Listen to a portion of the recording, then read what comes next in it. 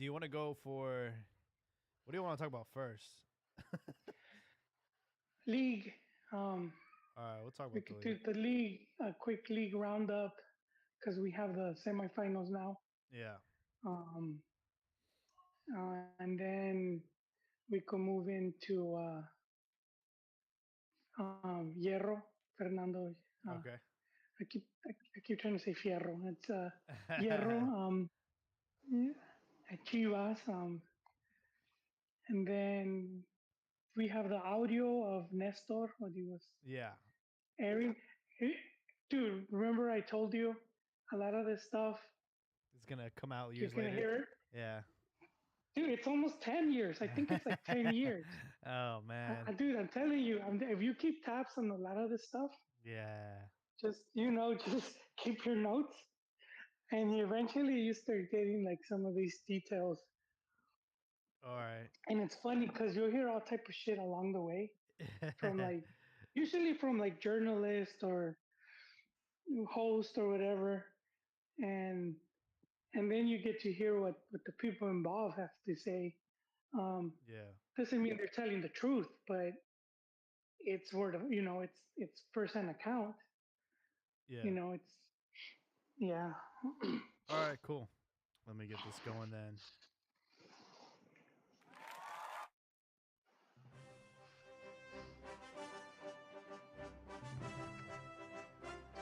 Hello, everybody. Welcome back to La Cantina MX Football Podcast. Streaming live on YouTube and on Twitter Spaces. Joining the conversation. We are going to be talking about quite a bit tonight. We obviously have the quarterfinal results from Liguilla. But of course, Chivas continue to be the big talk now that they have a new designated driver. I mean, Deportivo Directo. And we also have some dirty laundry to air out from Nestor de la Torre. Oh boy, it's going to be a good one. Joining me tonight, Joel. How we doing, bro? Good time, man. I'm doing good, man. Lots of cheesiness. The the type I like. Oh, dude. Today couldn't come soon enough. You know, we had obviously the news with Fernando Hierro joining Chivas, like to start off my Monday morning. We'll get into that later. And then obviously like last night with Nestor de la Torre hopping on a podcast and just talking about shit that happened 10 years ago. Oh, with but the with the party with the main the punchline, dude. It was 26 girls, and then he's like, no, it was 25, and a dude. it was 25 in a tranny. yeah. So like David, he's like a journalist, right? David Medrano. Yeah, He yeah, did he is. and I feel like the clubs like trust him because like he did that interview with Pelaez. Yeah, I mean, or you just have, you just have enough juice within Liga MX. You just know the right people, Oh, which you're able to, because it's very difficult in Mexico to get interviews. yeah, It's not like in the U.S. where you could, you know, um, they're kind of like they kind of have to do them. So like like it's easier to grant to get access to it. And in Mex, it's just so difficult. And you could be working for ESPN mm-hmm. or another, and you still won't get access. So it comes down to like who palancas, dude. Yeah, and I feel like there's like a small list of people that like they trust that won't. Definitely. Yeah, but It's very controlled, man. It's very controlled. yeah, I think yeah. that's, well, you know, let's just leave it at that before we end up somewhere else. well, I mean, we had some quarterfinals, albeit a bit disappointing. Obviously, with America, the number one team, it really was no competition. They lost. I mean, they won the first game 6-1. in Puebla. Puebla actually got off to a good start with a goal, but America went in and they won that first leg 6-1, and then they came back and added five more on Saturday. 11-2 was the aggregate score. I mean, for America, I feel like Liguilla hasn't even started yet. Dude, and you in South Puebla tweeting out Yahweh. Like, this game's already over. It was pretty funny tweet on their part. Yeah, they Yeah, got that dude. from Osvaldo Sanchez, huh? No, it's a meme, dude. It's a meme. Yeah. But were you expecting that, Jaime? Were you expecting Jaime to be this dominant force? Well, look, like I knew that they were gonna be like favorites, but I thought Puebla was gonna show up, man, and it didn't even show up. And a lot of people said, "Oh, they did Chivas a favor. They're over here taking the Yeah, beating that would have been Chivas." But I disagree. I think Chivas would have I, given him a little bit more competition. We probably would have lost, but it wouldn't have been like an 11-2 score line. yeah. And I started joking how Puebla, Puebla, they sort of like spend all their energy against Chivas. Let me say the words, but I forgot what I used. But pretty much, man. And it sucks for the coach because he's a really good coach, like Larcamon, and he had such a great season, for the team he has, and then to finish it on that note, it's like shoots and ladders. You got pretty high up on the Yeah. rating, and then comes America, and then he just slides all the way back to the bottom because it's yeah, pretty harsh stain. Let's see if he stays in Puebla again or some team. I mean, I would still be willing to give him a chance if I was like another club. Hey, man, he has passed the audition with flying colors. He's shown that he can at least be competitive with literally nothing. And I think Yeah, I think he would be great at a different club that would invest more into the players and have a better squad. he's made him very consistent. I forgot the stat, but they were showing like how many times Puebla had qualified to Liguilla, like in the past X amount of years, and then how many times they've qualified under Larcamon. So he's definitely made them consistent and made them a team Oh, that at absolutely. least gets to the big show, and that's for a lot of teams that's very important because that's extra income right there. Yeah, I mean, Puebla for a long time were irrelevant, and he's made them relevant again. But we'll see what happens to him next season. With the America coach too, if he wins the league, because we were talking about, he's been mentioned a lot, and FMF's always done the same. Their MO has always been the coach that wins the league. So I think is if he does that, I do think he would be a very strong candidate um, for after the World Cup. If that doesn't continue, I think he'll be like If he very. doesn't continue, bro. Well, you don't know what could happen, Jaime. You know, I think for hey, his own health, he's gonna gladly resign or just basically allow his contract dude, to what if expire. what if he makes one of those runs to the semis, like That's the it, bro. Koreas and the You walk away from that, and you live to tell the tale, bro. There ain't no way he's gonna sign up for another 4 years of this shit. you you think you just walk off into the sunset. I think they would double down and give him a massive contract, and it's like, dude, it's a World Cup guaranteed. You know World Cup qualifying. You're already guaranteed. Oh yeah. Most likely, you get to play a Copa America because that's in the works.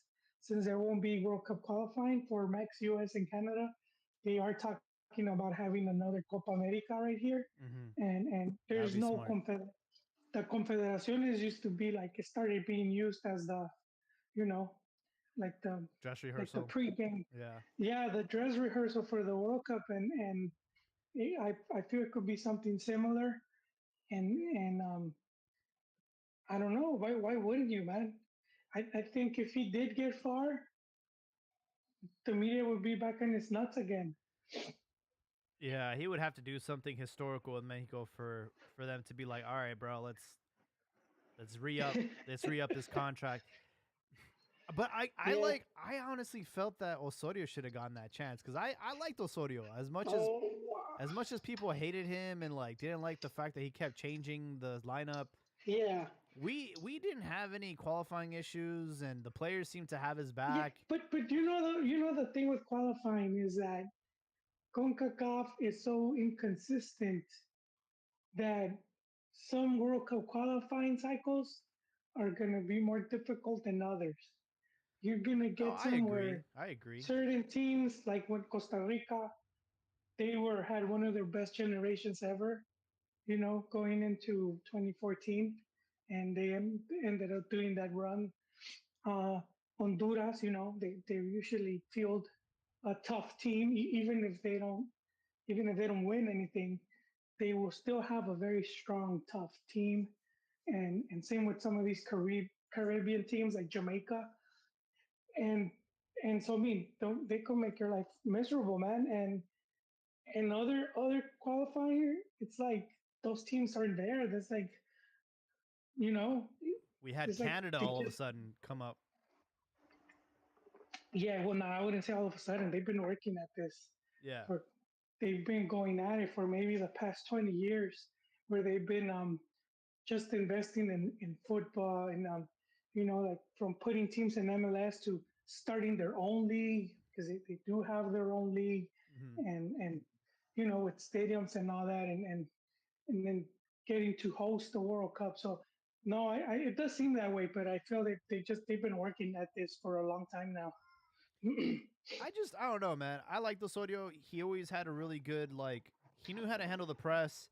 He had very like tactical like analysis and he made it look easy, bro. Like we had some victories on the road in the World Cup qualifiers that we hadn't had in a long time. We weren't losing to USA. Like things were good, and I felt like his It his was, but his tenure should have been another 4 years. this was my main critique of him. He was never able to win a second round game in the tournaments he played. He never won second round game. Are you talking Wait, about which ones are you talking about? Are you talking about like Gold Cup and stuff? Because I'm pretty sure we won a few Gold Cups now. under Osorio, Yeah. I think he didn't win anything with Mexico. Nah, dude, he definitely won something. Oh, I gotta Let's look this check. up. Let's ask the internet, dude. Come on.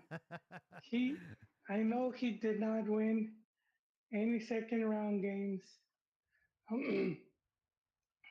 with the selección, and I see Wait, the that hell? he Wikipedia gave has me his. another guy. Hold on. I see codazos here. Why hasn't he requested to talk? I let him talk. I guess he's not. Maybe he's not in an area where he could. Damn, bro. Maybe you're right.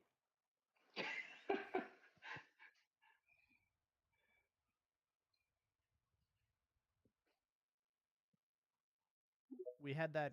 We had that legendary loss to Chile under him. And what that was the second round game. That was the second round. Yeah, Thank you, Colo. that was pretty ugly.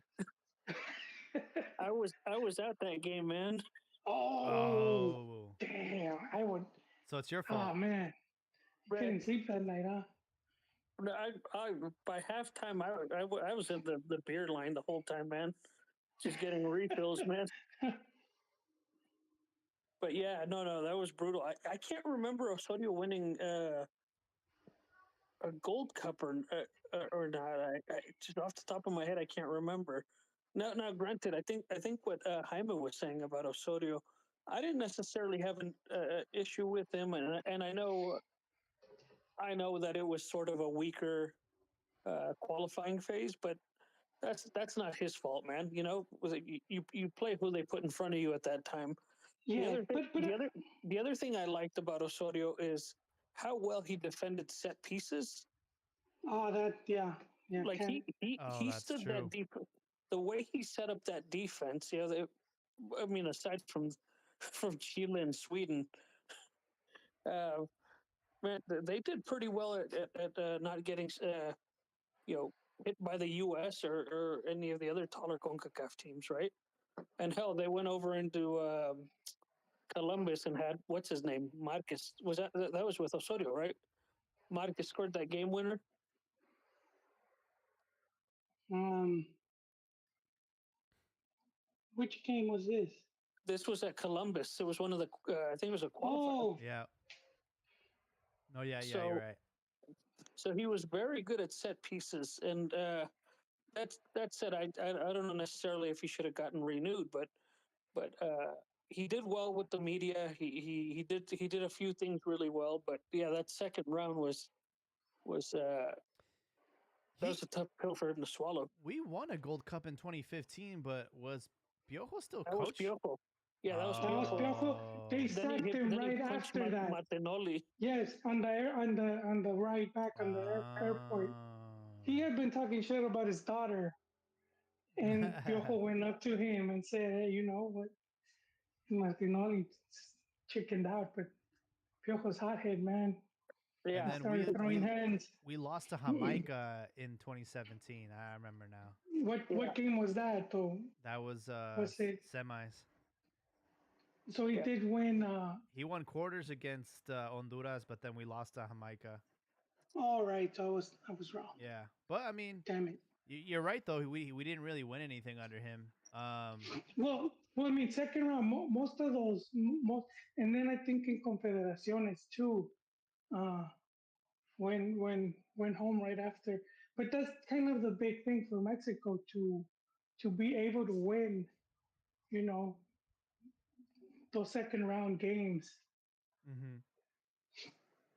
Um, yeah, no, no, not no, Joel, like you were talking about Tata. If he got to the semis, I like by some odd way, man. I still don't think he wants to come back. No, he Because doesn't. he was handling the media just fine early on, and all of a sudden the Mexican media hit it into the next gear, man. And Tata's He was getting That- putazo Yeah. after putazo, and he just wasn't ready for it. no, Well, then they replaced the people that brought him.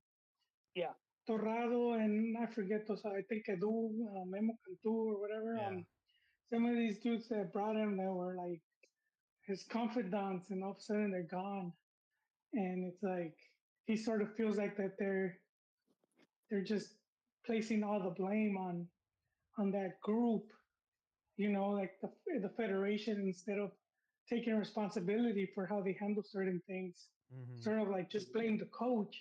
And I feel that like Mexican fans always seem to go along with that. Yeah, it was the coach's fault. It's like we just removed the coach, and it's almost like all these other problems are just gonna magically go away. but it's the norm, man. If the Mexican press prints something and the press is in bed with some of those federativos, right? They're just gonna follow suit.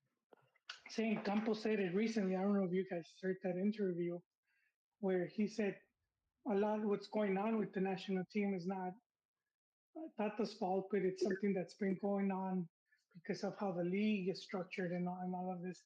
He said these problems have been ongoing for a long time, and now we're just seeing the results. Yeah. What did he mean? The way that it was structured? Well, you know, though, because there's more foreigners now, so that means there's less Mexican players. Oh, yeah. I think there's about, don't quote me, bro, but I think there's about 80 players less than there would normally be You mean per 80, season. 80 domestic players? Yes, 80 Mexican players. Oh, okay, Mexican, okay. yeah. I mean, that's a lot, dude. That's a big number. That's a big chunk of players that you don't know how many of those would have Panned gone out. on to do something. Yeah, to pan out. We've had players that seem average and then they end up blowing up. Or Hermoso, you know. I was watching the interview because I started looking at David Medrano's like YouTube channel, and he has an interview with Jose Luis Real El Güero, you know. I saw Yes, that clip you legend. posted. And I haven't seen it. I haven't it's seen it. really good, man. And he was talking about how he was at Toluca. They hired him as the coach, and then they changed their mind and asked him to be like the Fuerzas Básicas like Yeah, director. And he said that he he, he had like 10 players, 10 prospects that looked really good, but Cristante didn't want any of them because he was under the pressure of like bringing Toluca titles. So, Real said that the project got like canceled, and those 10 players, like, you know, who knows like where they could have ended up if if yeah, uh and it's if Cristante had given them an opportunity. well, and also because teams are using less players, that means less opportunities for those guys to end up somewhere else. It's like it's like full capacity everywhere. I think fans seem to think that clubs can just get as many players as they want, but they have a budget as far as like Yeah. they have a budget for like fuerzas básicas, and it's like yeah, you can't have all these players there because you have to feed them and clothe them and transportation and Yeah. medical and so many stuff, man. Some of these kids, because they don't have money. So it's like if they get hurt, usually the club will foot the bill. Mhm. Um, it's all these things. But Real, man, he gets a lot of hate. It surprises me from the Chiva faithful. They hate that dude, and he's done he's done so much for the club, Oh yeah, man. and they hate on this guy, man. There's massive hate, but Real, his trajectory is very impressive as far as like how he went about as a formador, how he went to like to study like the Ajax. That's where he met like Hans Westerhoff, and it is coming from interviews he's done. Um, he worked at Atlas when Bielsa was there, so he was there working with Bielsa. He had gone to Pumas back when Pumas was like the main, you know, they were the main, not cantera, the main, the main What, club for developing youth. Yes, with the uh, academy? yeah, the Pumas Academy, man. Pretty much every big name was coming out of UNAM, and he had been there. So this dude had done his homework, and Chivas brings him in the early '90s, like I gotta say around 94, 95, that they bring him in to restructure their youth program. And that team, that team that wins in '06, I don't know if it's '06 or '07, ironically against Toluca. Um, 2006. Yeah. yeah, the core of that team, all of those guys had been as youth under Güero Real. What, Medina Bravo and all those guys? All Salcido, of them, all of Massa. them. Massa. He had them since kids. Yeah. Yeah, he also had the privilege of coaching Pep Guardiola at Dorados. Was it? What is it? The manager of Dorados? He was the manager of Dorados when Guardiola played there. God damn. Yeah. It's pretty cool. Yeah. There was that channel, Jaime, would look pretty good. Yeah. I ended up checking it out, subscribing to it so I could kind of Yeah, follow along man. a little bit. There's a lot There of was interviews. He's got interviews with like a bunch of players and coaches and stuff. I'm like, damn, this is great. they had I don't know whose interview it was, but they're talking about how Bielsa was almost Chivas manager, and Oh yeah, I need to watch that one. Yeah, yeah, but it's with the doctor Doctor what the hell's his name? Ortega. No, Ortega. Ortega. Yeah, yeah, yeah, yeah. Yeah, it's pretty. Hoyle knows these guys Yeah, better. Wait, Dr. Ortega, there was the Chiva doctor, or yeah, Yeah, that's yeah. just yeah. his nickname? Oh man, well, see, that guy He interviewed him. is He talks about like he's Medina's surgery and all that stuff. oh yeah, he was very good doctor for a lot of years. Even Marquez when he got injured came back to Max to get operated by him. Damn. Yeah, el Doctor Rafael Ortega. Then they started blaming him for shit. It was funny. This is after years and years of fucking being regarded one of the top in this field, and they started blaming it. And well, the thing is, it's like it's not guaranteed. You go Yeah. under the. It's not always guaranteed, Yeah. and a lot of times you also don't know if the player took care of themselves. Yeah. Did they rest? Did they started trying to play sooner? So you have all these things. So he started getting blamed for some shit. So it's trippy. I'm not saying that he never fucked up. That's always the case too. Yeah. We're bound to mess up. But yeah, this guy he was linked to Chivas for years, and then they booted him around the time Almeida was there. They they made Almeida. They just gave that position to Almeida. Okay, you go. It's like you just take an online course on medicine. You're you're good to go. Which was trippy. It was trippy. That's when they gave him. He had like what 5 titles, Yeah. right? Remember Almeida? He was the head of youth. He was like he was pretty much everything. Dude, he was the medical guy. Dude, the and parrilla master. El George was like, tú ponte nomás tú ponte el stethoscope y ya. Yeah. he, yeah, man. They were just. I guess they didn't have money, so they were like. I mean, I was like, "Fuck it, I'll do it." He's like, Yeah, look at "How do give to me?" this channel has interviews with Efraín Flores, El Travieso Guzmán. Yep. Flores was also at Atlas when Bielsa was there, and so Flores is another guy that Yeah. with youth that he's developed a lot of Influential. youth. Yeah. But they don't get credit though. Fans would just they seem to just credit the coach. Like when La Volpe goes to Atlas Yeah. and all these players that had come out and Real and Well, Flores he and other deserves credit coaches for had giving worked him with. the debut and the opportunity, But but not he the had to scouting give him part. the debut. No, but he had to give him the debut because that's what Atlas had been working at. Yeah. Like they didn't spend years working Well, I mean, like developing all at the this end of the talent. day, it's the coach who decides who plays and who doesn't, right? So it's like, No, I know, but you were going into a team that had all that talent. right. Like I don't think you were just gonna discard it because they were youth, because they were very talented players. Mm-hmm. Osorno, hope I'm Cepeda. getting his name right. Cepeda, yes, Marquez. I mean, Mm-hmm. Ooh, dude, Marquez, dude, getting called up to national team at what 17, Yeah. maybe 18. Those guys were already like at that level and He had won got a the Pavel lot of Pardo work. out of there?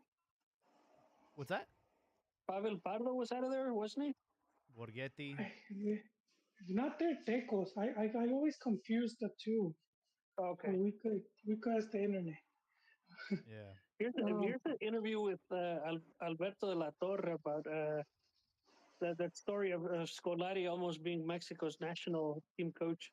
Oh wow. well, it was through Nike, right? Mexico Yeah, was in, Nike. Yeah, Nike was and Nike sent him for the interview, and I don't know what happened. I think the son just took it out of courtesy, but I think that's when they got La Volpe. Yeah. yeah. Um, Uh. oh yeah, he did start at Atlas, and then he moved to Tecos before America. That's why it confuses me because I remember him being at Tecos and hated that he went to Ami. But yeah, man, part of another massive Hey, guy. But careful. just really, Yeah. Go ahead. what happened? No, just really quick on Efrain Flores, because he was at Chivas, and he also helped him develop talent. And guess where he ends up at? When Pachuca. Pachuca? Yes, Pachuca, right, with Hans Westerhoff. Two people Chivas had. Now Chivas is paying out of the ass for players that are being developed Yeah. in Pachuca by the developers that they already have. Yeah. Which is like, I don't know, man. It's almost as embarrassing as like Manchester United letting Pogba go for free, and then buying him back from Juventus, and then letting him go for free again. It's like, and then it's just crazy. Um, Yeah, we gotta be careful now that we're gonna talk about Cruz Azul America because we have Abdias and Ricardo listening in. We definitely want to hear their thoughts. I know with Cruz Azul, Abdias had mentioned, hey, like you never know, never gonna give up hope. The first leg 0-0, and then in Monterrey they lose 3-0, and they get eliminated to no one's surprise. um, I did invite y'all to speak in case you guys want to say something or add something. Um, there we go. You're on mute, Diaz, but welcome to the show, man. All right, guys, what is up? Yeah, like you said, like I had said before, we gotta defend, we gotta do it overall. I think Cruz Azul did their job. They put up a good fight. They held it out until what the last 20 minutes of the second game. So they did their job. Los postes jalaron con madre en contra del Cruz Azul. That's all I have to say about it. Right? It was a good game. Yeah, yeah, it was. Monterrey. I mean, they were going to be favored in this matchup. Um, I don't know, They man. were, but they weren't like shining, man. No, Yeah. no me impresionaron. Like Yep. Cruz Azul jugó, aguantó. Like there was moments, right? Tampoco Cruz Azul jugó con madre, ¿verdad? Pero like there was moments when I was like, you know what? It can go either way. It can go either way. And then unfortunately, it was the away game. We know how that goes, Yeah, I think right? what screwed you guys up was not getting an advantage at home, not scoring a goal at home. I think going into Nuevo Leon, it's kind of tough to go in there 0-0, knowing that a draw would go into Raya's favor because of the table standing. So, um, Exactly, but hey, exactly, you and got that's the farther than thing. Chivas, so That's typically the name of the game. Pero también we have chingos more money.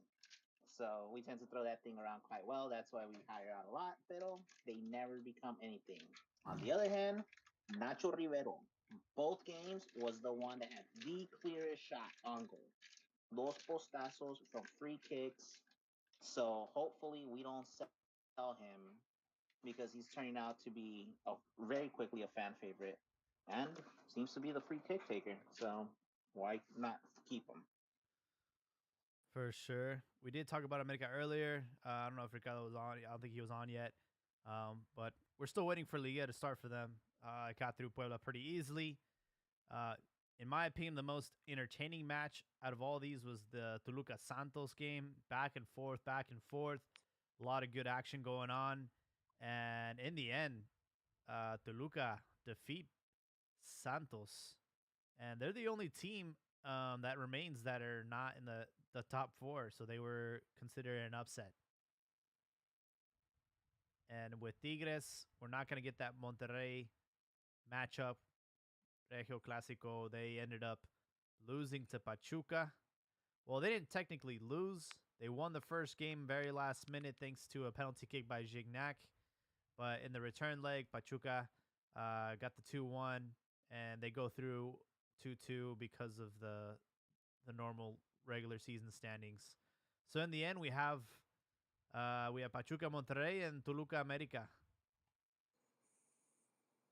Ricardo, what you got for us?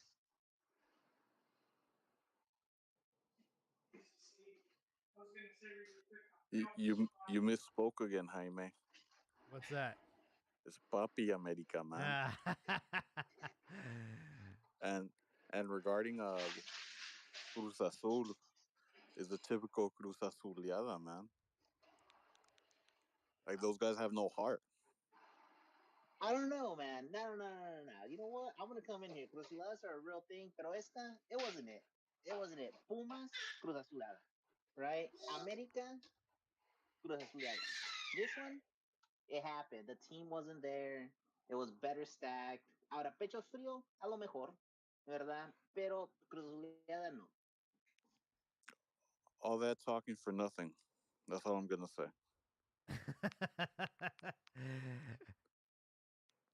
But regarding the biggest team on the continent and on the Western Hemisphere, man, I'm dreaming right now.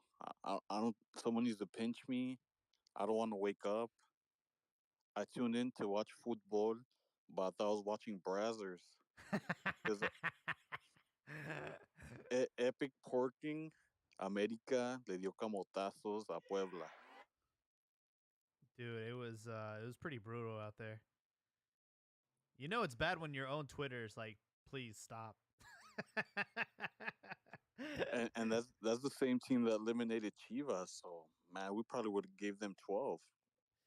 I was telling Joel earlier, like, everyone's saying, oh, Puebla, sacrificed themselves so Chivas wouldn't have gotten embarrassed in that quarterfinal. But I believe Chivas, I mean, I don't think we would have won, but I think it would have been a lot closer than 11-2, bro. Like, that was pretty embarrassing. Yeah, Chivas would have parked the bus as usual. But you're right, they probably would. They probably wouldn't have gotten scored on like that. But the result would have been the same. Yeah. My issue right now, when I'm looking at these semifinals, is they're going to be played. Well, actually, I thought they're going to be played at the same time, but it looks like America plays Toluca tomorrow at 7, and then Pachuca Monterrey on Thursday at 7. I don't know why I thought they were both playing at the same time, same day. My mistake. But with this matchup, are you already celebrating the title, or should you be concerned with Toluca's firepower? Definitely some concern with the firepower, but that back line is very leaky for Toluca. I think we got this in the bag. Yeah, I mean, you guys have all the advantage. Home fields, best team in the league. We'll see what happens tomorrow. It should be a really good game. I think whoever wins that wins the title. I don't know if Pachuca or Monterrey could compete. Give me Pachuca. I want my 2007 revenge, man. Yeah, I don't know with Monterrey. I don't see it happening. But ironically, you have King Midas, man, getting them into a semifinal. Uh, Chivas kicked him to the curb. He comes back at Monterrey and he's leading them to almost a final. It's pretty impressive what that old guy can do, man. El Rey And Miedos. he had taken Chivas to semis when he was there. He did. But that was fool's gold, Joel. That Leon team And styled on you guys. he still took him there, man. He's he still let them that far. We were talking about a team that can't even qualify to Liguilla, so give the man some credit, man. He took him that far. I guess, but what I don't like is all the media ignoring that the the, the two teams with the most money, they always end up playing rato. They always end up parking the bus. They always got those 11 players to have that one back line, and no, these teams want to be considered grandes, but they always play that same. They play classic USA 2002 bunker ball, man. Yeah, but it worked for them because if you see how many titles they've both been winning for the past 10 years and how often they've been making playoffs, they've been very dominant in that regard. So I don't see why they would want to change that. And it was Buse, who is known for being like very defensive, and then Tuca as well, who's very rigid and so And those that's guys. why they'll never be grandes. Because unlike every other team in Liga MX, America is the only one that has the obligation to gustar, golear y ganar. Yeah, Not, but see, not even Real Madrid, man.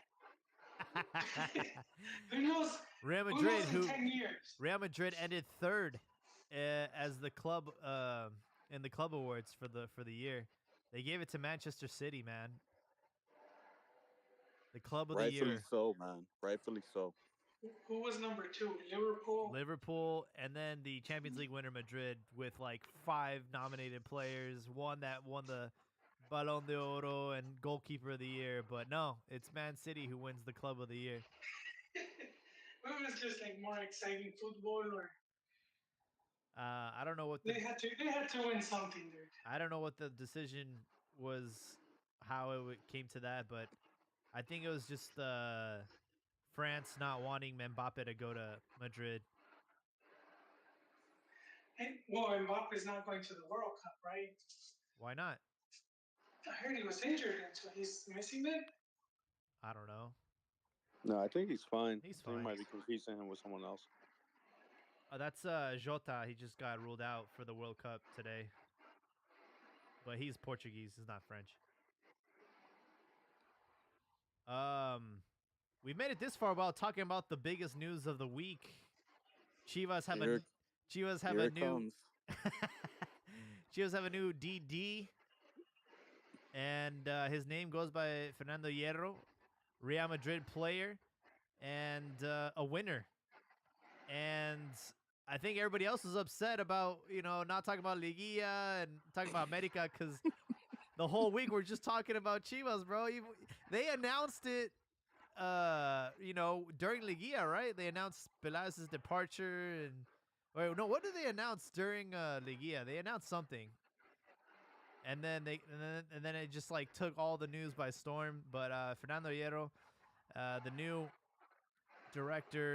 sporting director of Chivas, and that's what I woke up to on Monday morning, man. It was a great way to start the week.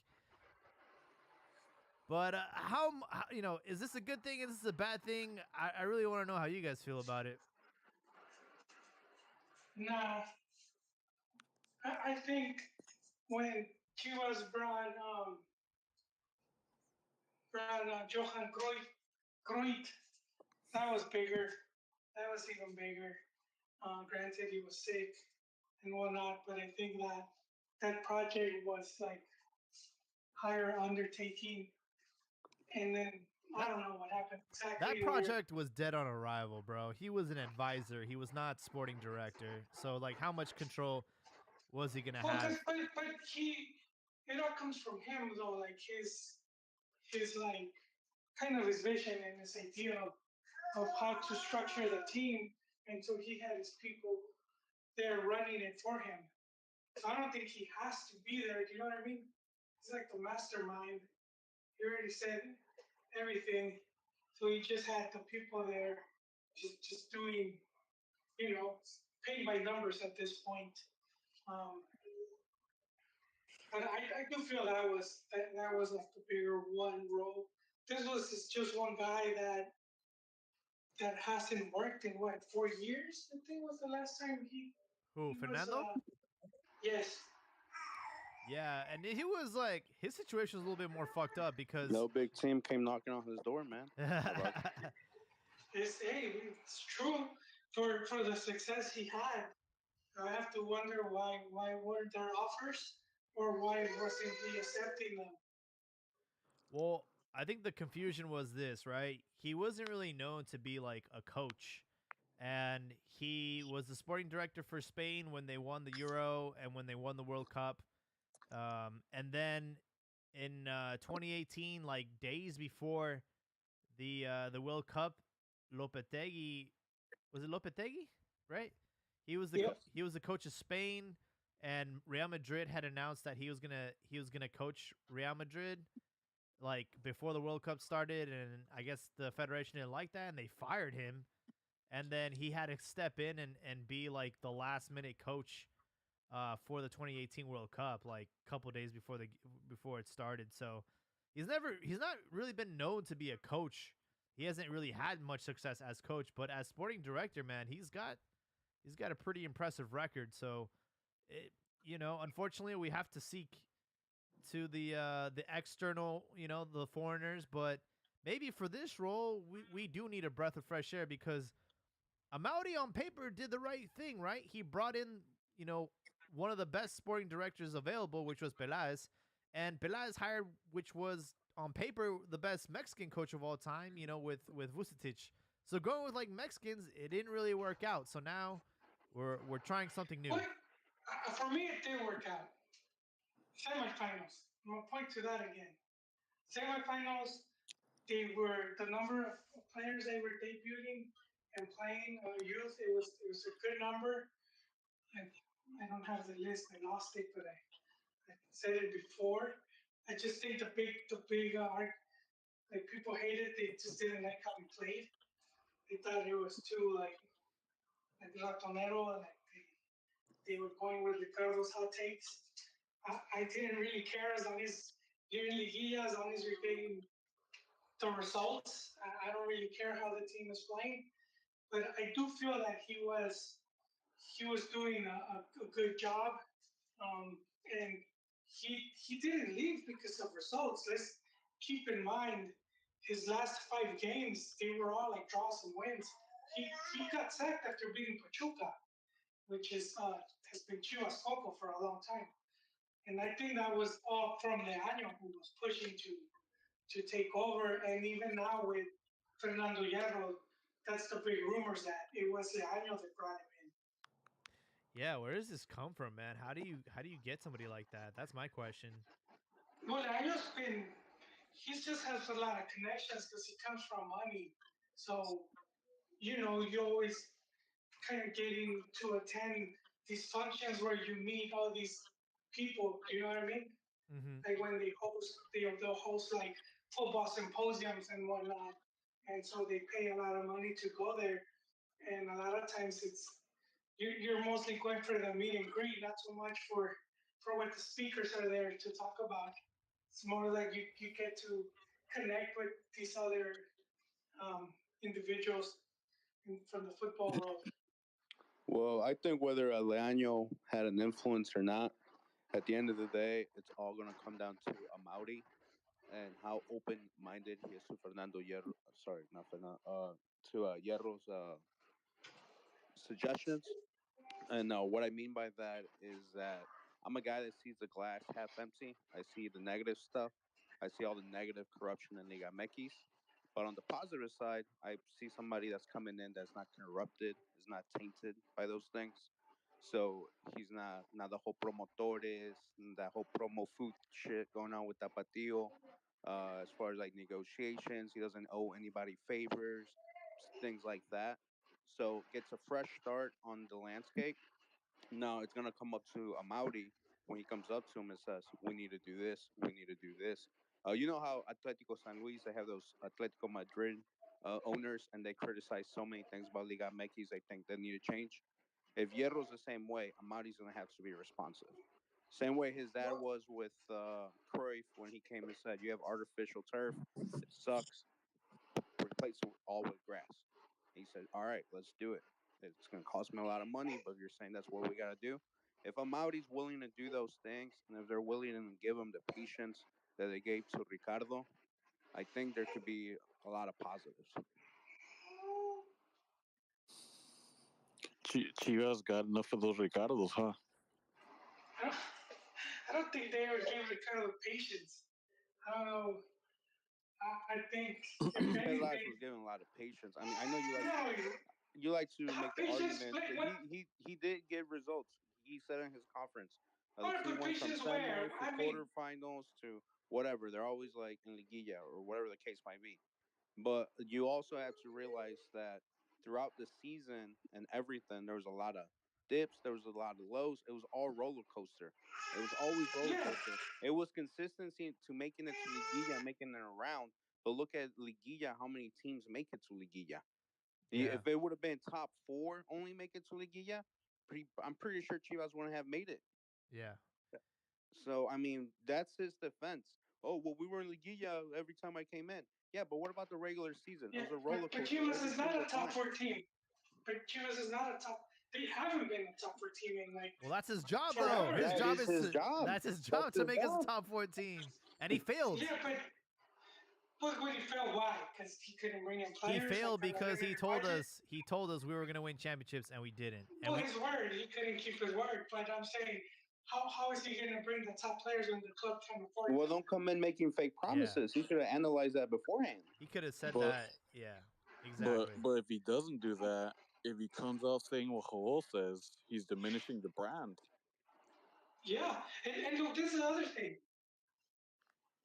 he don't have like to say to saca Leaño or even a Varela, and Hierro's not gonna have it either. And if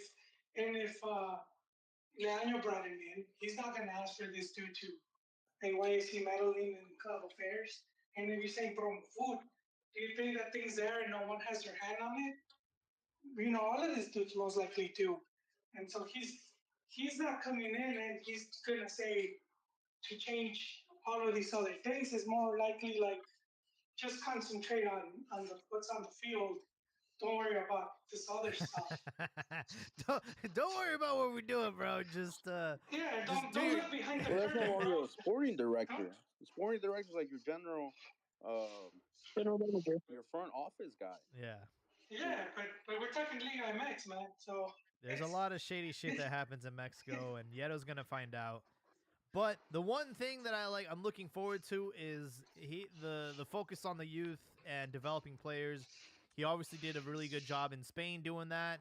I mean, and they were also blessed with like an incredible generation of players, and so I mean, but I do hope that they do sort of focus on Tapatio, bringing in players, and then I don't know, man, like he would have been a great sporting director for honestly like a club like America because they can use his network and connections to sign foreigners. But here at Chivas, he's going to be limited to just Mexican players, and it's not it's not his forte. So it's going to be interesting how it goes with like the negotiations. We're already starting to get rumors of like Alexis Vega, 10 million from Tigres offer. I think that's just like the media trying to put pressure on Hierro already. And I don't know, man. We'll see. We'll see what kind of refuerzos he'll bring in because Amadi said that there will be new blood coming in. And then I Well, also think he gets the first season as a freebie, him or whatever coach he gets, learning experience. see, you but, guys, but you do you really bring a guy to give him a freebie? And you Not pay a, him the it's a money? learning experience. It's a first tournament. But He's he's not coming into he's a not a roster Newberg. that's already He's established. They started he doing that has with a whole Chiesa, where they career let in players football. go. So he comes in, he's gonna when you go in somewhere, if you start firing everybody, most people are gonna be afraid of you and like not wanting to work with you. So you kind of got to come in and give most people the benefit of the doubt. And once that tournament transpires, then you're like, all right, well, these guys are obviously shit. So they're going. And that's when really the change can start kicking in. Because if you just come in and start getting rid of people just because, well, that puts everybody else on ease. Yeah, but he's not gonna get rid of the people that brought him in. That's the Well, thing. he No, I'm got. talking about players. Oh, I mean, they already got rid of Dick Chain. and but Chivas isn't like other teams. Yeah, you guys, you brought up a good point. They will be scared, but not all of them are. Not they can't get rid of all of them. Let's not forget this team is broke. Well, they must have some money. Like there must have been some inversión, some money that came in to bring this guy in. And when you bring in like a lot of times when the clubs do something like this, they'll bring a GM, and it's usually like they bought a package deal. They have a coach and like 3 or 4 players. They're just not gonna announce it, yeah, but they're usually all tied together. So somebody sold them a package deal, and they went with that, dude. he wouldn't have And taken the another job. thing I'm He tired of hearing is Chivas is broke. I am so tired of hearing that. I'm starting to But think they that are. the narrative. No, I know they're broke in the sense that they had all those legal lawsuits with Angelica Fuentes and a bunch of other shit that was going on. And I think even Alan Pulido has a lawsuit with them. I oh get damn. the whole lawsuit thing and all that aspect. But at the same time, you're also selling us the narrative that Chivas has 40 million fans across the world, and majority of them in the U.S. We Yes, saw this but Hierro news. Every sports show was talking about it. They weren't even talking about Liguilla at opening. They were talking about Hierro coming to Chivas. Chivas So doesn't get Chivas money for pulls that. so much weight. You're not going to tell me that Chivas does not pull that much weight when it comes to doing TV No, contracts in the U.S. and Mexico. no, Chivas no. Femenil on their Instagram is one of the teams that has the most engagement in Yeah, the but that's world social media, of dude. social media. So You you could your see the social numbers. media, your engagement, that's ad revenue right there that you can create. So what I'm saying is that we get this whole narrative that Chivas is broke, but at the same time we get this narrative that Chivas is so popular and so many people want Chivas on their TV shows, on their channels, on their Instagram. So you're telling me none of that's being monetized? It's monetized, but it doesn't make the type of money you think it does. Exactly. No, I'm not Just saying hundreds of millions, but I'm just saying but that still, it's not a lot. I'm starting to think that this is a story where, like, parents tell their kids that they're broke just because they don't want to spend money. Look when you're looking at the big clubs that have money, they don't have money because of the club. They have money because of who's running the club. Yeah, but when So, I hear broke, I think like Querétaro, I think like Mazatlan. I'm like, well, I know maybe Monterrey and not to Tigres that have big level. companies behind them. So does America with Televisa, Cruz Azul with the Cementera. Yeah, I get that. But you're not going to tell me that Chivas, money wise, cannot be between 10th no, to 8th and be having enough money as far as 10th or 8th. You can't get like one, two, three legit signings.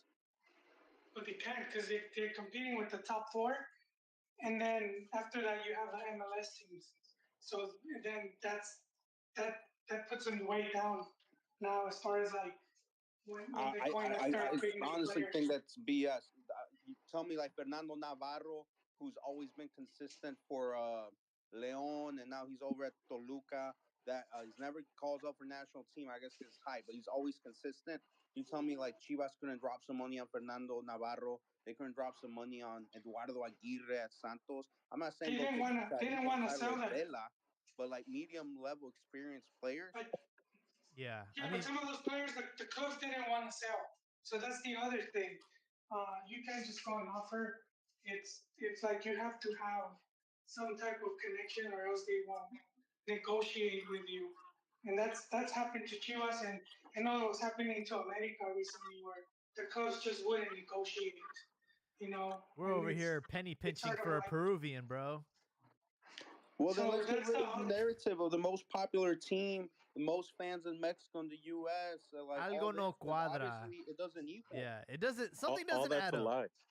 All Get that's rid a of lie. all that America's number narrative. well one. because no, but like looking so for like TV and even T-shirts. So like if T-shirts, I mean jerseys. So if you get like 20 million and it's like 4 years, that's not a lot, especially compared to what teams that like less popular but they play in stronger leagues make. Um, I'm gonna look for this. It's like this talk with Viguera, and he's talking about the numbers. I'm gonna see if I still have it. I'm gonna send it your way. But he broke it down really good, and you could see it. Like I started paying attention, so you could see, for example, how much Chivas had made with Telemundo a few years back, where I think it was 50 million for like a 4 year contract or something like that, and then they were trying to get 80 million or between 80 and 100, and it never happened. And they still don't have a long contract. In the U.S., it's yearly. If you see the, if you see, like you could check the news of like the TV deal, and then in Mexico is the other thing where they had to do the whole Chivas TV because they couldn't get like a good TV deal. Televisa was trying to rope them in, which they had for years, and they tried to get away from that, but no one offered them like more money than that. Yeah. So they're kind of in limbo where in Mexico, Chivas is shown in like 5 different stations, and then that's not better because it's you want to be exclusive. You want to be in just one station because then you're guaranteeing 11 million views for that one station, and that's when sponsorships and all that. It's more money because it's 11 million people, and but now you're broken into five, and so that's less, Well, especially that some doesn't that sound like a have. very popular team to me. That doesn't sound like a team with 40 million fans if you have no Well, I leverage at mean, the you could still, negotiation table. but it's a country, it's a lot of things. I mean, they remain popular where they go, they'll fill the stadiums and whatnot. But when it comes to TV and shirts and all that, it's a whole different ballgame. In Mexico as a whole, never it's never had that much money. That's why you have all these clubs trying to push for something here in the U.S. because they know they can make triple. quadruple of what they'll make in Mexico. Just And selección numbers alone, if you look just at the FMF, how much money they just make in the US as far as like amistosos, sponsors from like Home Depot, and they have like 20, and you see the amount of money they're making compared to what they make in Mex, it's, dude, they don't even have to play in Mex anymore. They're almost at the point where they'll petition FIFA to like, hey, just make the Rose Bowl our home stadium. that's what I was gonna mention, Hall. Big sponsors like the big teams have, they don't pay teams that don't make the playoffs and losing repechaje. He was just waiting Uh, for let, that let, one. let's get one thing straight. Let's get one thing straight. But that's You, true though. That is true though. Like I know I'm joking, but she was not being able to be in those moments. It's again it hurts him too. exactly, Paul. But let's get one thing straight. Like I just said 2 times. Everyone's watching and talking about Chivas because it's a train wreck, not because it's a big team. They, they got the Dallas Cowboys syndrome. Everyone talks about them, but when it's crunch time, everyone knows they're never gonna make it, and they always lose, man. But it's they a make it it's once like every 10 years. Exactly. Man, Equipo that's a low Chico. blow comparing us to the Cowboys. Damn. But the similarities are there, Big Al.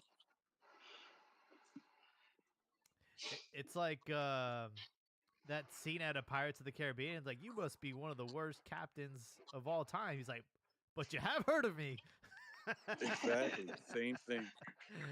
No, I do think that the media sort of has like sold us off from this narrative of the popularity and all that, but not the reality of like just how expensive it could be to maintain a team and why you've seen so many teams fold or you have multiple piedad and whatnot because it's actually like owning a club is like an expensive hobby. You're most likely going to lose money than make it. Yeah, you got to watch So the Wrexham show on Hulu. It's eye opening. Like Ryan Reynolds and Rob, whatever. Like they're running I this. need to see that. Yeah, they're running this club, and they're starting to realize how expensive it is, and like, holy shit, what did I get myself into? They're making their money back. I seen an article recently. They're making their money back on with that show, man. Really? Yeah, Yeah, Off with of with their new followers and the amount of attention they oh get and the new sponsors, then those guys aren't. Uh, let's just put it this way: they're not complaining like Chivas about money, man. yeah, I mean, what's Reynolds was able to leverage his like gin company and TikTok and all that. So, And they got their games on ESPN Plus now too. oh Maybe wow, maybe Reynolds should go to Chivas. yeah, that would be they, great. there was a rumor that Fassi was trying to like buy a percentage of the club and be like a directivo. Andres Fassi, he's in The Argentina Pachuca right guy. now. Former Pachuca guy, yes. Mm. Oh, he's not at Yes, Pachuca he's anymore. in. No, he's been in Argentina over there, where he took over a Talleres. team. Yes, and he has them over there. He's made them competitive, and Oh, he's one of the candidates to take over the as like Argentine the league president. So that's kind of where he's at right now. But there was a rumor that he wanted to buy in. huh. Interesting. So, one thing I want to end with Fernando Hierro. He mentioned that he's looking for a coach that has European experience, but also understands like the youth and has like played or has coached in Mexico. And it's a very short list of coaches that fall into those categories or those factors. Are we gonna get Hugo Sanchez as our coach, bro? Like, is that gonna be a I who wouldn't mind. I wouldn't mind I Hugo hope not. Sanchez. He's a good coach. he hasn't No, coached But in that's like 10 years? terrible. I know, but Hierro Hugo's a hasn't good coach. worked in four, so Hugo wants his revenge, man. Even Rafa Marquez said he's not that great of a coach.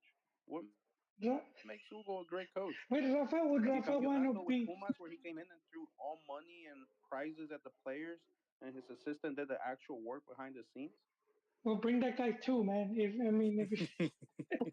If he could get a doblete, I don't mind. Dude. Bring it. Capello, what the Capello was the guy saying he was the one. Well, you had two dudes, right? One was Mario Carrillo, and the other guy was the Graniolati. Was it one of the Who was it? You Eh, guys don't remember? No. But he won a doblete, man. And I liked what he did in Spain with those bottom feeder teams. He had them playing pretty good. But what I don't get about this is if they were going for a Spanish guy, shouldn't they have gone for a team like Bilbao that's similar in ways? Except they don't get Peruvians and you guys do. They get French, they get franceses, Yeah. don't they? Yeah. Wouldn't Well, that see, make more sense? Ricardo, we're becoming international. We got Spaniards and Peruvians. So don't knock Real Chivas. You don't know how good they're gonna become. Hey, I wouldn't be surprised if he makes us do an exception for Spanish players. He's not. Joder. There's a Guadalajara in Spain, isn't there? Yes, there is. Maybe he got confused. Maybe he's like, "Oh shit, this is not the Guadalajara I was thinking of."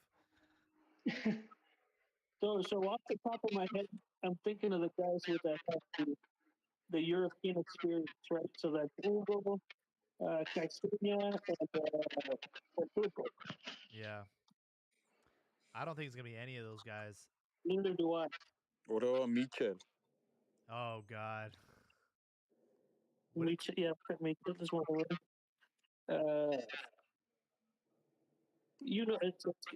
this was what my concern was, is that there was going to become a thing like the Cruyff project, right? Even though Cruyff was just the advisor, and I know this is different, where yeah, they're going to be hands on, but that they're going to bring some dude from who knows where, and The name you I know, heard was Albert Celades, who I don't. yeah, so it's Salado. I don't know. So it's like, what familiarity does he have with the league, right? I don't know. So it doesn't seem like there's anything there. And that's what my concern is, right? You do want somebody with familiarity with the league. But do you? Because look at how Matias did. Yeah, I don't think with the coach matters so much. I think it actually matters more with the sporting director, because the sporting I agree director is with the you one there. who has a huge influence on what players are coming in. So not only is he limited to a market he's not familiar with, he's also just limited to Mexican players only. Yeah. But So then negotiating, I don't negotiating mind with the the coach, promoters, but and it's the sporting director one where it's kind of like, eh. That's why I said like he kind of gets a freebie for that first season, because it's not like they might go in and try to bring Chicharito or something like a big signing, but the rest of that they might do 1, 2 medium signings, but they're not going to go spending like crazy because he doesn't even know the market or the type of players he has on the roster. if this is Leaño's doing, I do think they're gonna spend like crazy. I think this is like the guy that he lost money at the tables and then went out to like get a loan, probably you know, put his house on take take, and then comes back for like to like double down, dude. Maybe he turned his Place memes into all on black. NFTs and got some money. I do feel like that's what he's doing. Is like, he's not ready to throw the towel. Bro, You know, just to give you an idea of how desperate Chivas fans are right now, they were looking at Chicharito's and Velez's like bio on Instagram, and they're like, guess what? They no longer say player of Galaxy and player of LAFC. They're coming to Chivas. I'm like, bro. I'm like, hey, bro, not happening. I think Chicharito might, but Vela, yeah, not Vela. Vela's not coming to Chivas, bro. They're not Chicharito, going to no Mexican Chicharito, I team. saw an interview with Zero. him. I think his contract kicked over for one more year. Yep. It did. He Yeah. could get bought out though. And if the Galaxy really wanted the other guy, Suarez. the Uruguayo, Yeah. they would be willing to negotiate and say like, all right, he could like he could leave for free. It's just I think you it's know, ironically it's going to depend on their playoff game. It's LAFC versus Galaxy, and who knows, bro? I mean, Chicharito has 19 goals this year. That's a lot. Well, the thing is that Inter Miami, the new rumor is that Luis Suarez is a big target. Apparently, Galaxy and Luis Suarez had like a verbal agreement, but that was it. But now that Busquets is going to Inter Miami, Luis Suarez is becoming their next big target. David Beckham, man, he wants a big name. Higuain And it, retired, I think. Yeah, so I mean, I'd see. To be honest, I see Chicharito staying at Galaxy and Luis Suarez going to Inter Miami. Yeah. to retire. So we do have to talk about. Oh man, this is my favorite part. We had a yes. David Medrano had an interview with Nestor de la Torre, and I'm just gonna play back the clip because it's pretty interesting.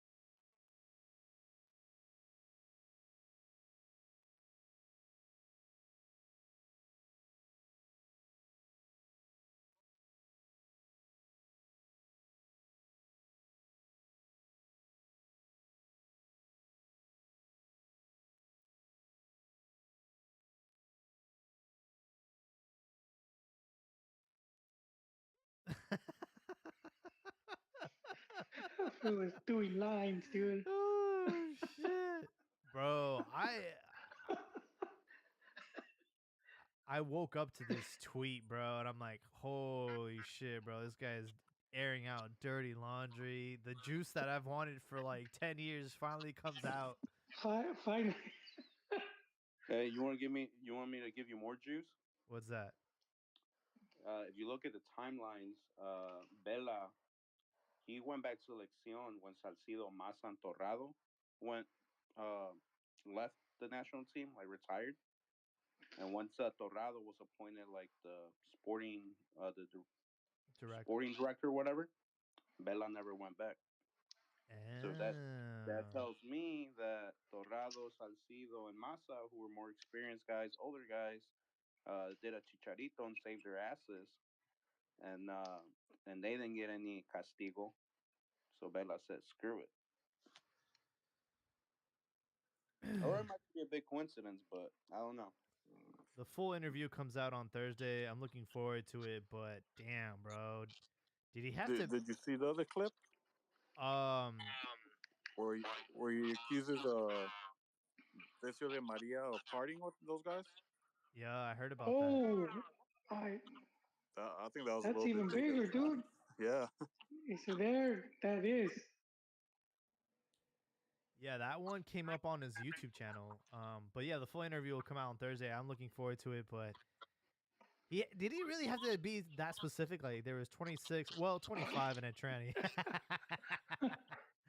I mean, if you ask me, he looks like a dumbass because there. He said there was 25, 26, whatever, and there were 16 players, and your idiot self went and suspended one of the more talented ones, in this case Vela, and didn't suspend other guys like Torrado, Well, Mata. because he organized it. Did Because he he was the though? one behind all. Yeah, that's what he said. He says he was like the one behind it. I don't know. One But guy it made a wasn't just contact him. with It all that. wasn't it two other dudes that got Dude, suspended. it couldn't have all just been Vela, It bro. was Efrain Juarez that got suspended with him and somebody else. It was two Yeah, it players. wasn't just him. Efrain Juarez and it was Vela too. It was those two that got most of the blame, but it could have just been them, bro. I just think they threw the Nestor under the bus, man. I think Nestor's just mad because he didn't get invited. He's just watching the cameras, just like jealous and shit. Like, man, these fuckers didn't invite me. That just tells me Vela is never coming back to Chivas or Mexico. No, I think that's, yeah, I agree with you. I think that's been Yeah. his. And what this tells me is Nestor doesn't give a shit about being a sporting director anymore in Mexico, right? Who? Oh Nestor. no, Nestor. yeah, no way. Wait, Yeah. who? Nestor. Yeah, bro. Like, Oh, he's never wanted to. how could anyone hire you after that, bro? Like, you just lost all trust. Like, oh, can't hire that guy. Nah, he knows the game, dude. His whole family and him, they all been in football for years and years. He just has connections up the ass, and by this point, 10 years, a lot of those dudes are all retired. No one really gives a shit.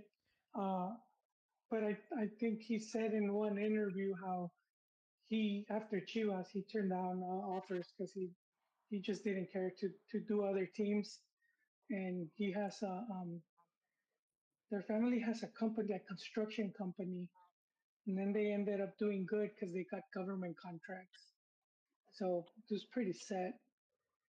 I think what he wanted to do, the De La Torres, and at one point I think they tried to buy Chivas, Yeah. That's not familiar. and I think it might happen. You never know because right now it's the Leaños and the Acrons who I think are have also been pushing to buy the club, and so I think they're the ones right now um, doing all this shakeup that we're seeing. We got to convince one of those Middle Eastern people to just, like, buy Chivas, bro. You want oil money? I want some oil money, bro. I want to turn into, like, Newcastle or fucking Man City, bro. Those Arabs only want Premier League teams, man. They don't want Mexican teams. Yeah, but there's a lot of money to be made. Is there? Yeah, absolutely. Well, there. If I think if it's I think, and I've been telling you guys, I think it's key if they have a tournament in the U.S. that becomes popular here in the U.S.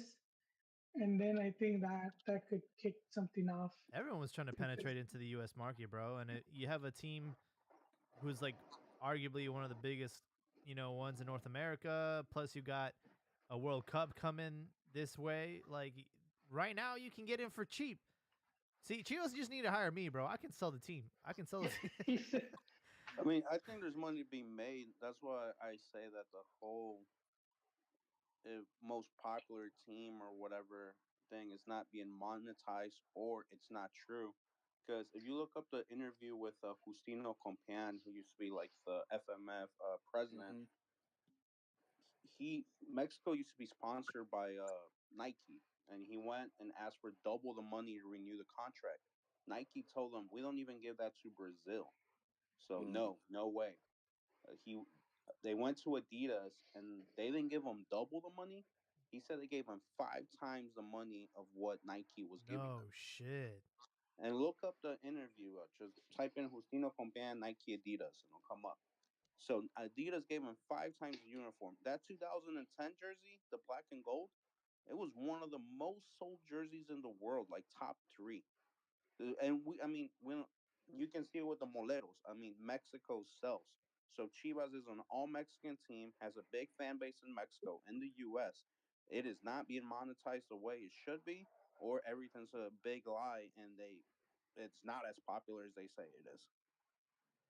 Damn, bro. Five But there's a times. lot of potential there for Chivas to be a money making machine. Yeah, but those Middle Eastern people, they like flashy stuff, and Yeah. No, Chivas I'm not isn't saying a Middle flashy. Eastern guy, but I'm surprised like cutthroat business guy like Carlos Slim or Elias Ayub or something like that, like an actual business person, hasn't bought him out. Well, I guess they haven't bought him out because Chivas is overpriced with the stadium and everything. I think they want like 800 million for it.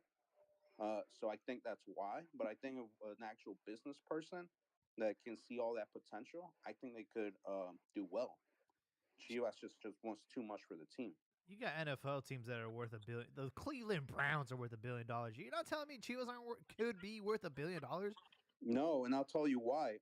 Florentino Perez, when he had his stockholder meeting, NFL streaming rights were more than La Liga, all the top five leagues in Europe. So Damn. Premier League, La Liga, League One, whatever, Champions League, and Europa League combined.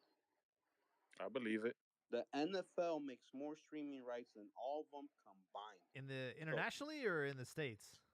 Worldwide, worldwide. Ah, NFL's the biggest league in the world, man. It's the biggest league in the world. So Florentino I Perez, that's didn't one know of the that. reasons he wants to create Super League, because he's like, no one's trying to watch a big team play against a little team. And when he says no one, he means like younger generations. They like that quick action. So they like superstar versus superstar week in, week out. Yeah. So that's why he's trying to create Super League. But yeah, Chivas, if if NFL is outdoing pretty much all of European soccer, and Cleveland Browns are 1 billion something, Chivas is not 800 million, maybe 250 at most, and I think that's why no one has bought it. Well, because of the stadium, because Well, the they're stadium, yeah, the factoring. stadium adds a whole lot to it, but Yeah, even but without the stadium, but they don't want to sell. They don't want. But then without the stadium, it's closer to what you say, and that's. But the club's not going to keep the stadium. What are they going to do with it? The owner. So that's I think also what's hurt um, the club, and I think that's if they wanted to sell. I think that's what's prevented them from selling because nobody wants that stadium. It's just a gas guzzler, man. Like a money guzzler, dude. Hmm. well, yeah, same thing. It's just overpriced. The whole project is overpriced. Damn. I didn't. I underestimated the power of the NFL because outside of the states, I never felt like it's popular. I know in Mexico it can be, but like in Europe and stuff, I've been to Europe, bro. No one fucking watches NFL. What are you talking about? They want to put a division in there. They asked Godell if they can put in if if he could put a team in London, and he said that London could actually host two teams, and he wouldn't be surprised if in 10 years there's a four-team division in Europe. And they got a yearly London and Mexico City game Yeah. too. Yeah, I mean the amount of money the NFL makes is insane. Like I just told you, the top five leagues and everything else doesn't Yeah. even come close to it. And sorry to change the subject, but that's why also why MLS will never succeed. NFL's the monster. College, and you add college football to that, MLS doesn't have a chance. Yeah. Ain't nobody watching MLS. Or those overpriced teams. I would. No one believes those teams cost that much, man. Yeah. No. Definitely not. Fake real estate. That's what it is. Here it is. I did this for you, Pastor, from El Informador, 2017, what Akron paid, um, what they paid Chivas to sponsor the stadium, 39 millones de pesos al año for 10 years. Someone that could do the math, I think that's a million, like $1 million. That's chump change, bro. Exactly, dude. So yeah, but I mean, I think it's not that bad for like the market, because honestly, I don't think stadium fees bring in that much. But I'm trying. it's the name, but it's like the stadium has it's the stadium naming rights. Every time there's a game there, that's it's seeing your product. So I think it should be worth way more. It should be worth 10 million a year, not 1 million. So I mean, and if that's what they got, that means that they couldn't get any more than that. And so that's been the problem. It's not that they're not popular; it's that the money's just not there. And so then for these other clubs, they're getting even less. That's why it's these other teams. They're doing so much better because of their companies. They're just way bigger companies than OmniLife. I've never even seen an OmniLife product over here, to be honest. Yeah, no, I haven't either. And I wanted a Chihuahua Cola for years, dude, and then I I actually did. I got to have one time. It was You got really to drink one? yeah, but Well, Hey how man, was it, dude? huh? How was it? Like, It was just like RC Cola? What was I was about to say RC. it? I was a kid, man. I really don't remember that well, but Ah, yeah, dude, I should you have kept. wasted. You wasted. Should have kept it. You forgot. Dude, you were eating it with Cheetos or something. And then, somebody actually gave him a tap cola.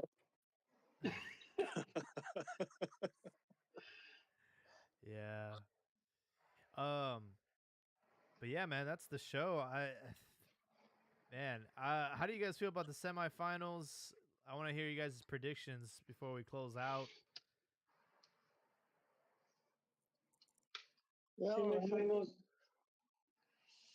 go ahead, go ahead, go ahead. No, no, you first, Colo. No, I was gonna go with I was gonna go with Pachuca Monterrey. versus America. Oh, for Porque the América va a ganar, gustar y ser puñal. But, yeah, no, I think America is white hot. I really have a hard time seeing anybody beat them. But yeah, no, Pachuca America.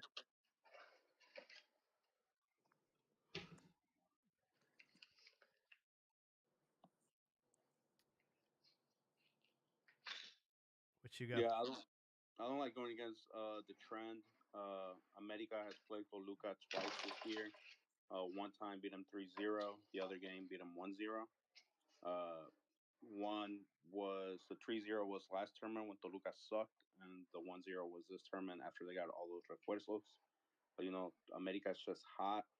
I think a lot of people are putting faith in Toluca because it's in the early 2000s Toluca used to smoke America. But one thing I can tell you is going to be a high scoring game.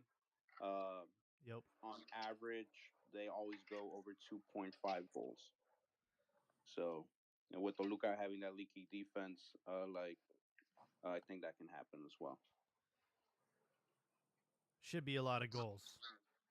Yeah. So if you're a betting person, I definitely take the over 2.5 on that one. America gave Puebla camotazos, and now it's Toluca's turn to chase that chorizo, man. America all the way. Reminds me 2005 when we had Piojo, Kleber, Cuauhtemoc, Davila, all those legends. Because a lot of people have it twisted, man. Because Ochoa a while back said the stupidest thing I've ever heard. He said that America is Mexico's Real Madrid, but he has it backwards. Real Madrid is Spain's America, man. That's how it is. And I didn't get a chance to mention the what I thought about that guy you guys got. All I right, think go on. El Iron Man, El Hierro, Yes. he's gonna flop, and he's just gonna be another. Pelais was a punching bag, and this guy's a luxury punching bag. Louis Eh, Vuitton punching bag. exactly. We're thinking about the same brand hole, Louis Vuitton punching bag. This guy, they just brought him for to disrupt America's momentum, and it's just the same old story. Chivas on the bottom, America on top. I'm I don't, surprised. I'm I don't, surprised he didn't bring up the interview he had at one point where he talked about America and how he was very close to being the sporting director there. not that playing. Didn't he say he was gonna No, play there he for a was season? playing. Oh, Yeah. playing? Yeah, at the end of Yeah. the year, yeah. Oh shit! I thought he said coaching or No, sporting director. Nah. Oh. he was gonna go collect a check from America, man. Well, he wanted to say he played with the Más Grande, man. This was back when America used to have the refuerzos bomba, but now they're picking up the scraps from Cruz Azul and other teams. Oh, Those days are gone. Say what you will, Joel, but at the end of the day, like I always tell Jaime, we're looking down. We're not looking up, man. Well, I'm hoping Toluca scores some goals. Um, Defense will be a little bit Swiss cheese, but I just want to be entertained. Santos Toluca was very entertaining. I really hope that this America Toluca matchup lives up to the hype. As far as Pachuca and Monterrey, I find it boring. Vucetic plays boring. Pachuca, they're a young team, exciting team, but yeah, I'm looking forward to tomorrow. We'll see what happens. Yeah, but you guys should get eliminated because they are like the youngest team on age average in the league. The second to last was Santos, and then the teams left. The one with the oldest average age is Toluca. Interesting. So yeah, I mean, on the list goes with Juarez being number one, but we know that's just they should afford a bunch of older guys. After that is Tigres, then Querétaro, same thing as Juarez. But then it's Toluca, América, Cruz Azul, Monterrey, Puebla, the guys that were in the playoffs. So I don't think Pachuca's youth is going to be able to handle the experience of Monterrey, América, Toluca, whoever they play in those decisive moments. For sure. Well, folks, you guys have any closing thoughts before we wrap up episode Yes, 354? really quick one. A quick one from me. Ricardo was saying Hierro was brought in to disrupt America. I don't, I don't, I like where his mind is, but I think it's more to do with trying to rebrand the club to try to get the bigger deals, be it TV or sponsorships, because I think they're due pretty soon for that. And with the team not being more competitive than it should be, you need to at least have something to guarantee the sponsors, right? Like, so how do we get now these fans more engaged? Because a lot of them had been tuning out. And so you kind of bring in nombres just to just generate the excitement again. And so I do think that probably be a push for Chicharo, who knows? But they will need a player like that to accompany the Hierro, the Iron Man. Yeah. I think that's the only thing I'm looking forward to is their change is a guarantee under this new leadership. And we might get some, a breath of fresh air, a new perspective, maybe certain players that were not getting the minutes or the opportunity. Maybe they'll get a second chance. I'm thinking about Bouquet, who is a promising player. And hopefully we also clean house, man. There's a few players that just need to go. They dropped like 5, no? I think they just let go of like. Ponce is out for sure. And then who else did they announce? Mier was out. Who? Mier, yes. Iram? Yeah. And then Brizuela, I think. Brizuela was also shown. No, not Brizuela. Pollo. Brisueño. Briseño. Briseño, I think he was. Saldivar wasn't he on that list? It's a I'm not couple sure. dudes, man. They just. Yeah. I thought I saw Saldivar on that list. They also released the Mexico released the list that's going to Spain for the game against I think Iraq or Iran. I forgot what team they're playing, but yeah, I mean the usual suspects are on there. But we didn't get no 55 player list. Man, 55. because you know how like you have to put a preliminary list of who might go to the World Cup. You have to like submit that, and I was waiting for the list, man. It was like, oh, it's due on Friday, and like nothing was said. So With 55 players, yeah, Yeah. then that makes sense. Because Pelaz, when he left, he said there was gonna be like 4 Chiva players getting called in, and I was like, that sounds like too many. I was like, Oh, you know what it was, Hoa?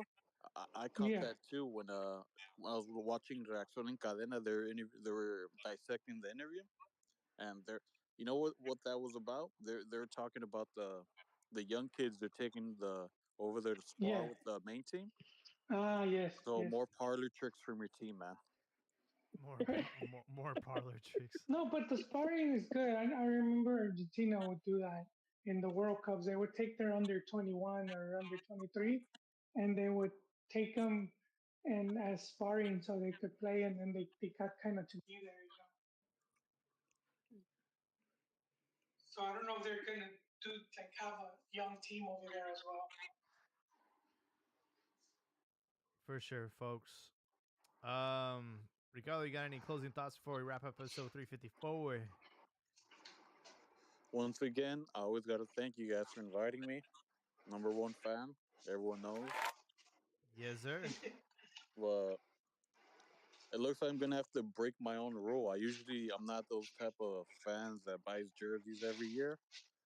But that Spanish kid, man, el Fidalgo, el Niño Polla, el Torbe, whatever you want to call him, I'm gonna have to get his jersey. We got the good Spanish one. You guys got the washed one.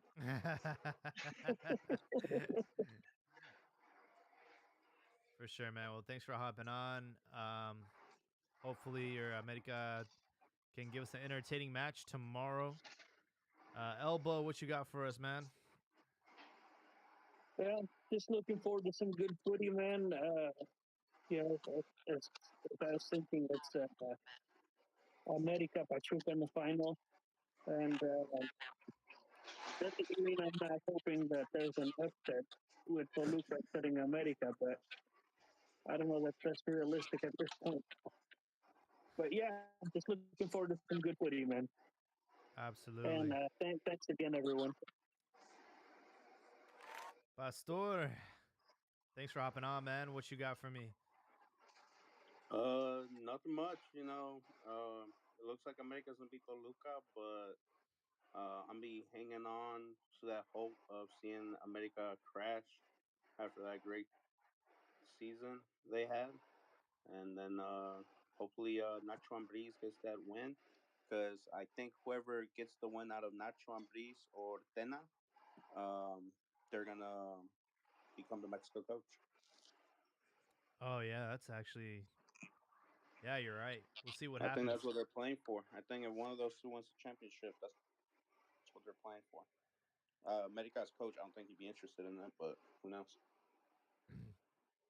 Yeah, I think Tano or Almada from Pacheco would make good coaches.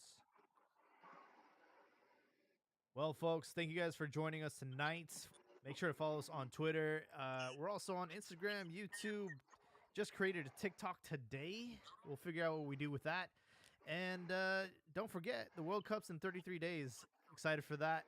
And excited to hear you guys on our next episode. Thank you guys so much. And everyone have a great night.